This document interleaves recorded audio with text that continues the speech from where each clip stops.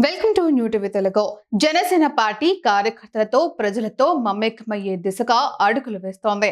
ఈ మేరకు జనసేన అధినేత deputy CM Pawan Kalyan Janasena party తరపున సేనతో సేనాని సమావేశాలకు శ్రీకారం చుట్టారు. ఈ నేపథ్యంలో ఇవాల్టి నుంచి 3 రోజుల పాటు విశాఖలో సమావేశాలు నిర్వహించనున్నారు. పవన్ కళ్యాణ్ 3 రోజులు విశాఖలోనే ఉండి కార్యకర్తలు నేతలతో సమావేశం కానున్నారు. 2 తెలుగు రాష్ట్రాల నుంచి నాయకులు కార్యకర్తలు భారీగా హాజరు కానున్నట్లు సమాచారం.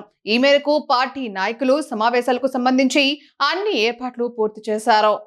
తాజా రాజకీయ పరిణామాలు, కూటమి ప్రభుత్వం అమలు చేస్తున్న సంక్షేమ అభివృద్ధి కార్యక్రమాలపై పవన్ కళ్యాణ్ సమావేశాల్లో చర్చిస్తారు.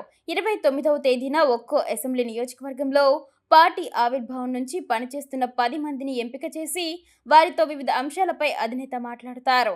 ఆ రోజు రాత్రి ఉత్తరాంధ్ర ప్రాముఖ్యత తెలియజేసేలా సాంస్కృతిక కార్యక్రమాలు ఉంటాయి. మున్సిపల్ స్టేడియంలో, బీచ్ రోడ్లోని వైఎంసీఏ హాల్లో సమావేశాల నిర్వహణకు ఏర్పాట్లు చేశారు.